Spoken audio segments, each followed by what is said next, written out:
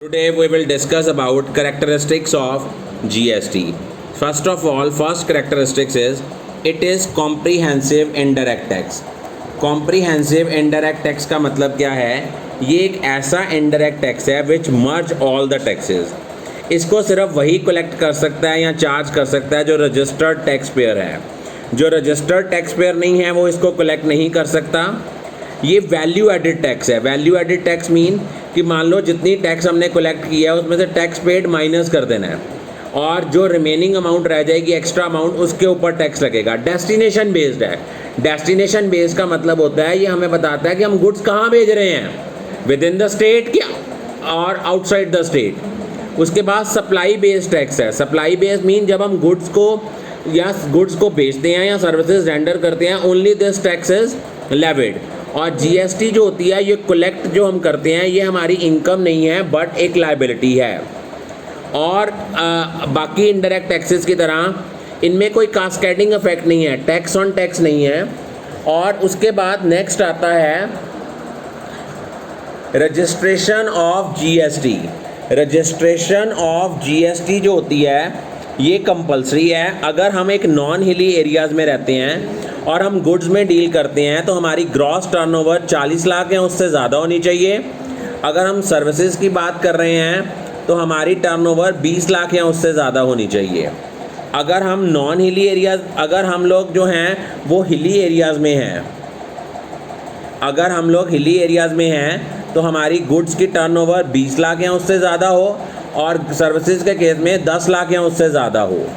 Transaction दो तरह की होती है. इंट्रास्टेट. इंट्रास्टेट का मतलब होता है विद इन द स्टेट और इंटरस्टेट होती है आउटसाइड द स्टेट. और जब हम इंट्रास्टेट की बात करते हैं उसमें लगता है CGST SGST और इंटरस्टेट में लगता है हमें IGST. उसके बाद नेक्स्ट हम लोग जो हैं वो स्टडी करेंगे. पहली ट्रांजैक्शन करेंगे वो क्या है, इंट्रास्टेट परचेज ऑफ गुड्स.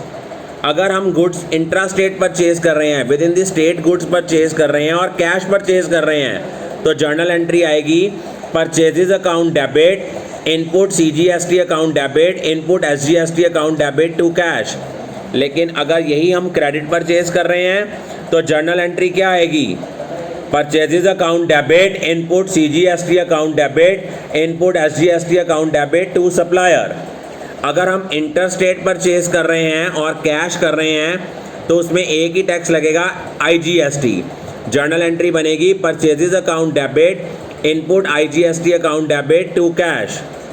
और अगर हम क्रेडिट कर रहे हैं तो एंट्री आएगी purchases account debit, input IGST account debit to supplier account. Next कर रहे हैं हम लोग इंटरस्टेट सेल ऑफ गुड्स. अगर हम कैश सेल करते हैं तो जर्नल एंट्री क्या बनती है, cash account debit to sales to outputs. अब आप कहोगे सर जब हम गुड्स खरीदते हैं इनपुट CGST, इनपुट SGST या इनपुट IGST डेबिट करते हैं वो बेटा आपका एक्सपेंस है. लेकिन जब हम सेल करते हैं और टैक्स कलेक्ट कर रहे हैं वो लायबिलिटी है. That is why it will be credited. तो जर्नल एंट्री क्या होगी, कैश सेल ऑफ गुड्स.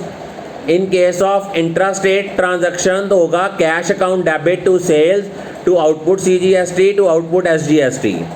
अगर क्रेडिट ट्रांजैक्शन की है एंट्री क्या होगी, customer account debit to sales account to output SGST account to output CGST account. अगर इंटरस्टेट ट्रांजैक्शन है, आउटसाइड द स्टेट है और कैश सेल है, एंट्री क्या होगी, cash account debit to sales to output IGST account. और अगर हम क्रेडिट ट्रांजैक्शन कर रहे हैं तो जर्नल एंट्री होगी customer account debit to sales to output IGST account. एक चीज़ याद रखना, जब आप लोगों ने इंटरस्टेट ट्रांजैक्शन करनी है तो आपने क्या लेना है, IGST. और अगर इंट्रास्टेट करना है तो CGST SGST. I think all of you are clear about this topic. If you people still have any query regarding any topic of GST, you can send me your queries to my WhatsApp number, that is 9888825060. Thank you beta.